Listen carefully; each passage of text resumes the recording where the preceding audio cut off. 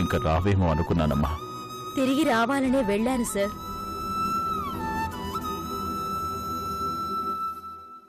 సంధ్యగా వెళ్ళి శిరీషగా తిరిగొచ్చాను. అందుకే నాకోసం తన మాంగళ్యాన్ని త్యాగం చేయడానికి సిద్ధపడిన ఉషకి నా బిడ్డని అప్పగించేసి వచ్చేశాను. రోజురోజుకి ఆశలు వదులుకోవాల్సిన పరిస్థితి వస్తుంది విష్ణువర్ధన్ గారు. దయచేసి అలా మాట్లాడకండి. అవసరమైతే అమెరికాలోని ఫేమస్ హాస్పిటల్లో జాయిన్ చేద్దాం. అంతేగాని మా శిరీష బ్రతకదని మాత్రం చెప్పకండి.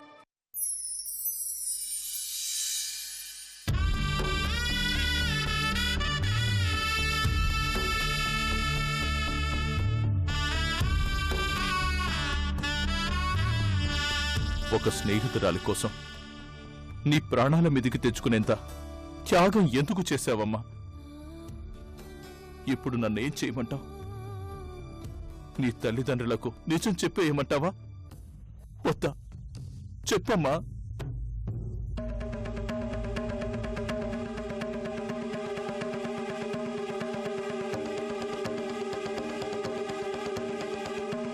జీవితంలో అన్నీ గెలుస్తూనే వచ్చావు. ఇప్పుడు మాత్రం ఎందుకు ఓడిపోతున్నావమ్మా? నువ్వు ఓడిపోకూడదమ్మా.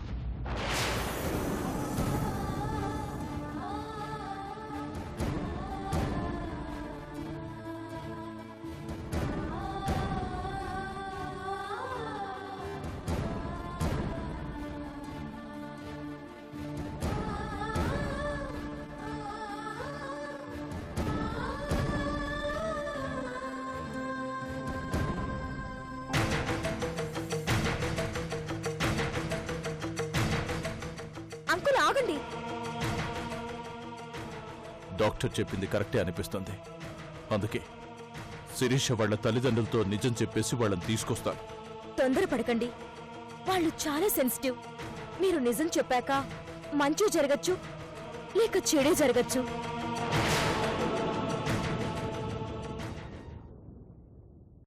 ఎటూ ఇన్ని రోజులు ఎదురు చూశారు. ఇంకా కొన్ని రోజులు ఎదురు చూడండి. అప్పటికి ఏదైనా నష్టం జరిగిపోతే ఆ తల్లిదండ్రులకు శోకం మిగల్చకుండా నేను శాశ్వతంగా శిరీషు స్థానంలో మిగిలిపోతాను.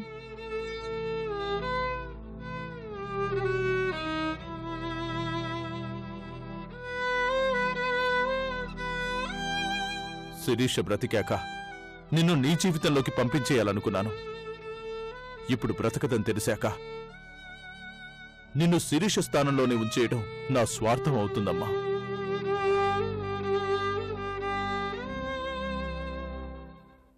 జరిగిందేదో జరిగిపోయింది. ఇకపై ఎన్ని సమస్యలొచ్చినా ఎదురు నిలబడ్డానికి సిద్ధంగా ఉంటాను. నువ్వు వెళ్ళిపోమ్మా. నా బిడ్డను వాళ్ళకిచ్చి తిరిగొచ్చేసింది ఒక మంచి పని కోసం. నాకు కష్టపడడం, కన్నీళ్లు పెట్టుకోవడం అలవాటైపోయింది. ఒక గొప్ప ఆశయం కోసం బతకాలనే కమిట్మెంట్తో శిరీష్ స్థానంలోకొచ్చేశాను. అందుకే శిరీష్గానే బతుకుతాను. దయచేసి మరోసారి ఇలాంటి ప్రయత్నం చేయకండి.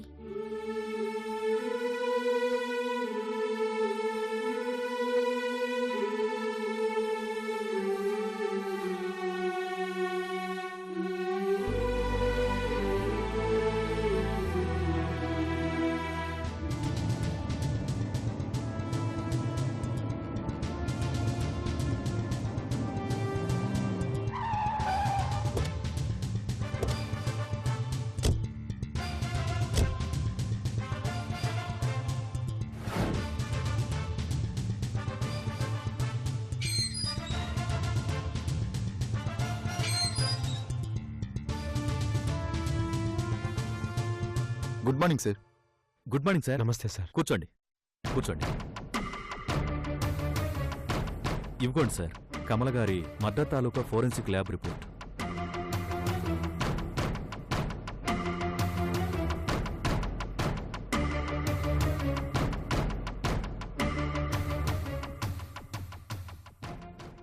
సార్ మర్డర్కి వాడిన వెపన్ ముంబై నుంచి ఇంపోర్ట్ అయింది సార్. 100-200 మీటర్స్ డిస్టెన్స్లో 4th ఫ్లోర్ నుంచి కిల్లర్ గన్ ఫైర్ చేశాడు.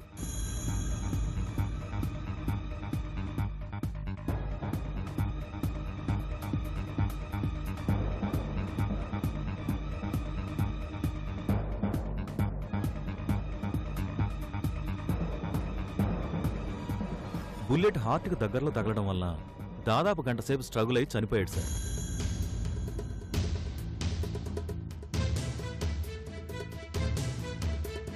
అట్లీస్ట్ 10 నిమిషాల ముందు హాస్పిటల్కి తీసుకెళ్ళి ఉంటే సేవ్ అయ్యేవాడు.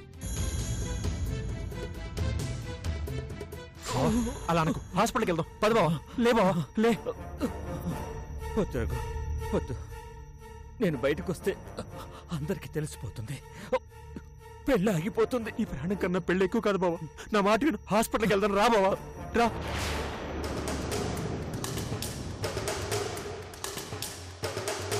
బావా, బావా, ఈ క్షణంలో ఇంత మొండితనంగా మాట్లాడుతున్నావు ఎందుకు? ఎందుకు బావా అవకాశాన్ని దూరం చేసుకుంటున్నావు? నువ్వు బతకాలి బావా, నువ్వు బతకాలి. నా మాట విను బావా, హాస్పిటల్కి వెళ్తావు బావా. నా మాట విను బావా. రఘు, నువ్వెక్కడి నుంచి వెళ్ళకపోతే నా మీద ఒట్టే.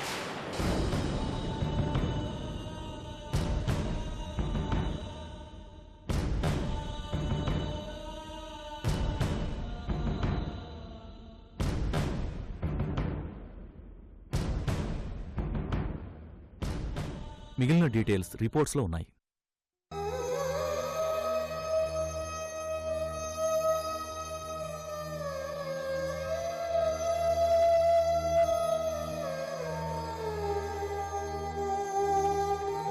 Okay, thank you sir. Right, ఉంటాను సార్. Okay sir.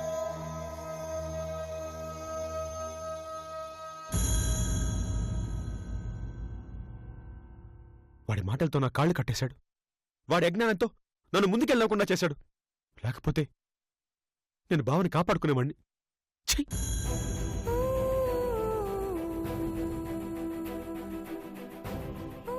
కమల్ నా బావ మాత్రమే కాదురా, వాడు నా ఫ్రెండ్, ఫిలాసఫర్ అండ్ గైడ్. అలాంటి వాడు ఇప్పుడు మనతో లేకపోవడం. నానా, మామయ్యని ఎలాగో తిరిగి తీసుకురాలేం, కానీ చంపిన వాడిని పట్టుకొని శిక్ష వేస్తే ఆయన ఆత్మకి శాంతిని కలగజేయగలం. మీ డిపార్ట్మెంట్ పట్టుకున్నా పట్టుకోకపోయినా నేను మాత్రం వాణ్ణి వదలను, నరికేస్తాను.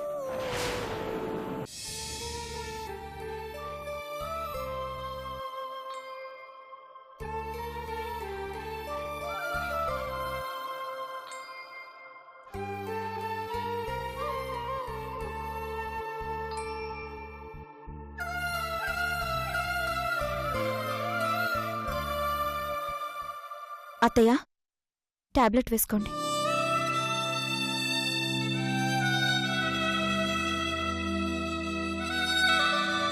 తీసుకోండి.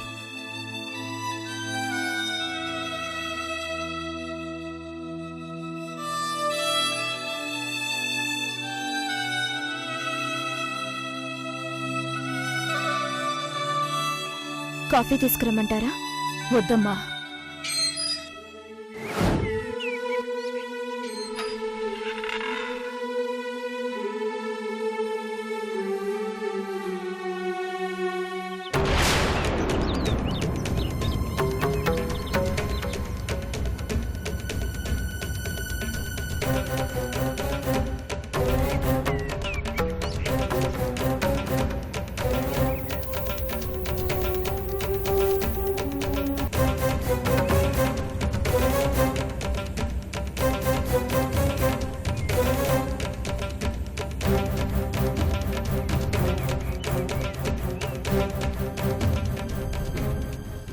ఎక్కడికెళ్ళావు బావా? చిన్న పనుండి వెళ్ళొచ్చాను. ఏమైంది బావా? రోడ్డు మీద యాక్సిడెంట్ చూస్తాం, 5 నిమిషాలు అయ్యో పాపం అనుకుని మర్చిపోతాం. కానీ ఆ మనిషిని కోల్పోయిన వాళ్ళు మాత్రం జీవితాంతం బాధని అనుభవిస్తూ ఉంటారు.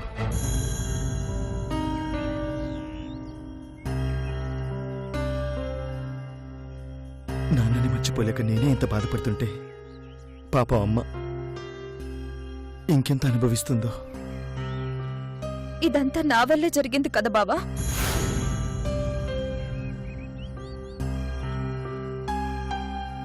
మేమందరం వద్దు వద్దు అంటూ బతిమాలాం. మా మాట వినకుండా పంతాలకి పట్టుదలకి పోయాం. చివరికి ఏం సాధించావు? తండ్రిలా చూసుకున్న మావయ్యని కోల్పోయావు. అంతేగా?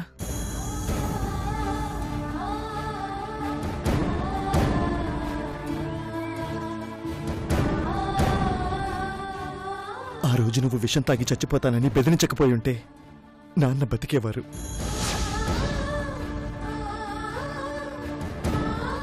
పెళ్ళి ఆగిపోతే నువ్వు చచ్చిపోతావన్న భయంతోనే నాన్న మనందరికీ దూరమైపోయారు. సంధి చేతిలో నీ ప్రాణాలు పోతాయనే భయంతో ఇలా చేశాను కానీ మావయ్య ప్రాణాలు పోతాయని అనుకోలేదు బావా. ఇదంతా నా వల్లే జరిగింది. మావయ్య చనిపోవడానికి నేనే కారణం. ఇందులో నీ పొరపాటు ఎంతుందో మీ నాన్న పొరపాటు కూడా అంతే ఉంది. ఏమంటున్నావు బావా? అవును షా, ఈరోజు ఫోరెన్సిక్ రిపోర్ట్స్ వచ్చాయి. అందులో ఏం మెన్షన్ చేసిందో తెలుసా? ఒక్క 10 నిమిషాల ముందు నాన్నని హాస్పిటల్కి తీసుకెళ్ళుంటే బతికేవారు.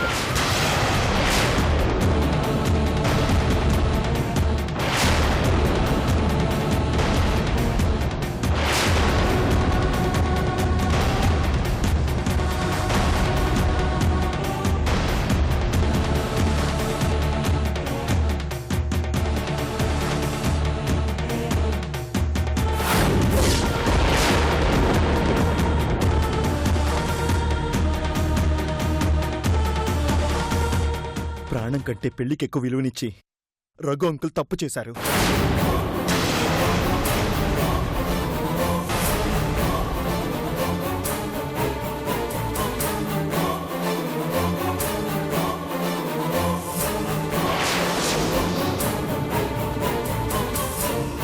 అన్నదమ్ముల కంటే గొప్పగా బతికారు. ఏదో ఒక దారి నుంచి నాన్న తీసుకెళ్ళుంటే ఈ రోజు నాన్న మన కళ్ళ ముందు ఉండేవాడు.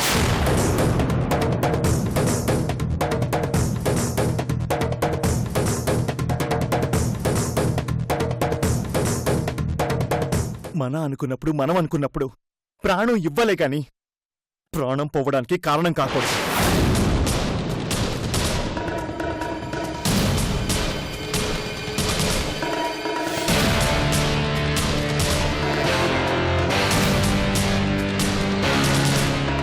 ఏదేమైనా ఇందులో రఘు అంకుల్ తప్పుంది.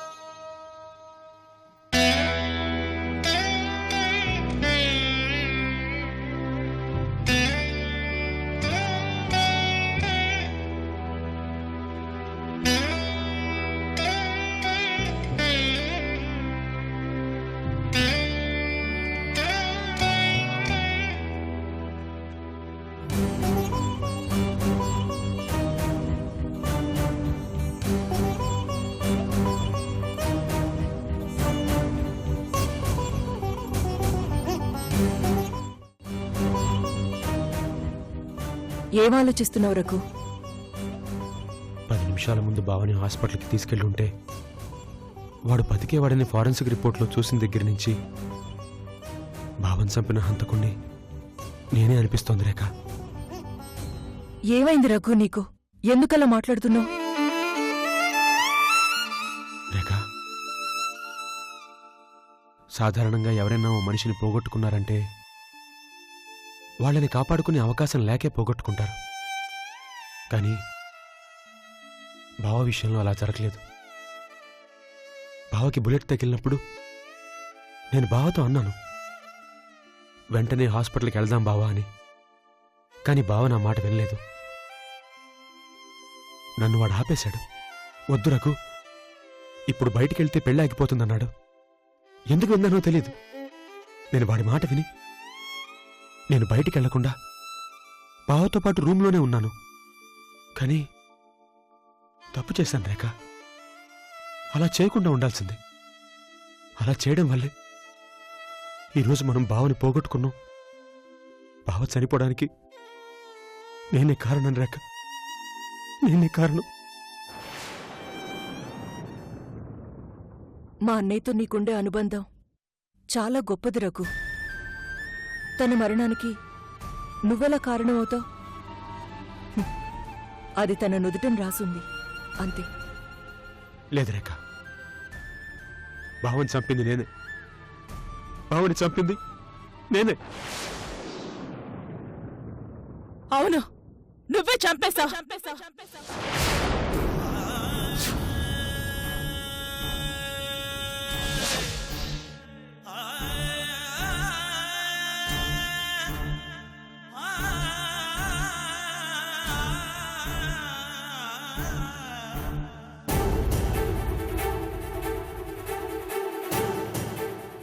నా భర్తని చంపిన హంతకుడివి నువ్వే.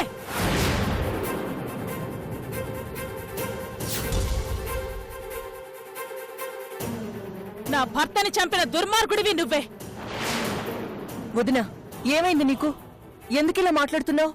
అవునమ్మా, 10 నిమిషాలకు ముందు నా భర్తని హాస్పిటల్కి తీసుకెళ్లుంటే ఆయన బ్రతుకుండేవారు.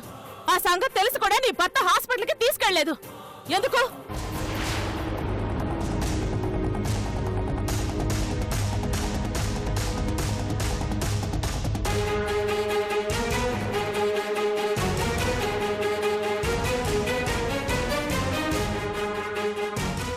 పెళ్లి ఆగిపోకూడదనే ఒక్క కారణం తప్ప ఇంకేముంటుంది వదినా? పెళ్లి ఆ రోజు కాకపోతే 2 రోజుల తర్వాతైనా జరుగుతుంది. ప్రాణం పోతే మళ్ళీ తిరిగి రాదన్న జ్ఞానమేనా లేదా నీ భర్తకి?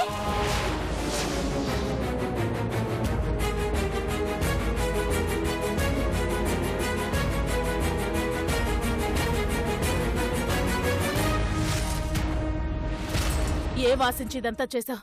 ఏం సంపాదిద్దామని ఇదంతా చేసావు? ఏం పట్టుకుపోదామని చేసావు? చూడమ్మా, నేను చెప్పి ఏయ్, నాటకాలు ఆడద్దు.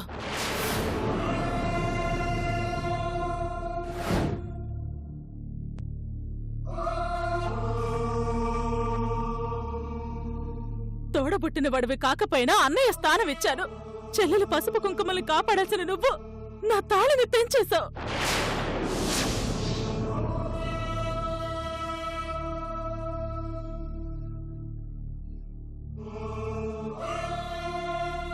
బతుకుని కోరుకునేవాడే బావమరిది అంటారు. బలి తీసేసుకున్నావు కదా.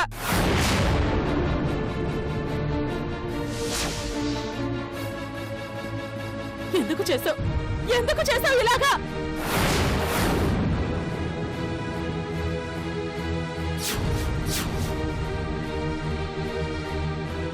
ఓ, నీ కూతురే శాశ్వతంగా నా కొడుక్కి భార్యగా మిగిలిపోవాలని చేశావు, అంతేగా?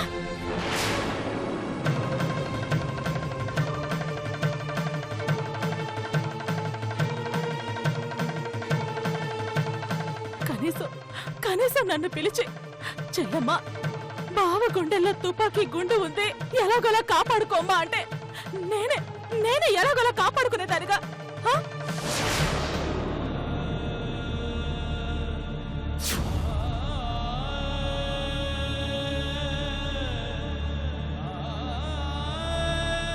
నాతో కూడా చెప్పకుండా చంపేశావు. ఆయన చంపేశావు. మాటిచ్చాడంట మాట. పెద్ద సీతారాముల కళ్యాణం ఆగిపోతుంది, లోక కళ్యాణానికి చెడు జరిగిపోతుంది, నేనే కాపాడేస్తున్నాను, నేనే గొప్పవాడిని అయిపోతున్నాను అని పెద్ద ఘనకార్యం చేశాడండి. ఘనకార్యం. చూడొదినా, చచ్చిపోయింది నీ భర్తే కాదు, మా అన్నయ్య కూడా. బాధ నీకే కాదు, మాక్కూడా ఉంది. అన్నయ్య భౌతికంగా ఒక్కసారి చచ్చిపోతే నా భర్త మానసికంగా ప్రతిరోజు చచ్చిపోతున్నాడు. భర్తను వెనకేసుకొస్తున్నావా రేఖ?